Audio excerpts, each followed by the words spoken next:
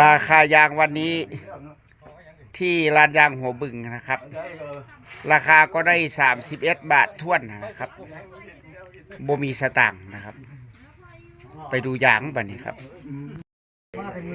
นี่แหละครับยางนะยางก็ยังบ่ทันได้เข้ามาหลายนะครับก็สากะเที่ยงเนาะครับแต่นี้ไปหาค่ำก็คือสิได้หลายอยู่นะครับเพราะว่ายางมันก็บ่ค่อยออกแล้วนะครับเดี๋ยวนี้นะสมมัน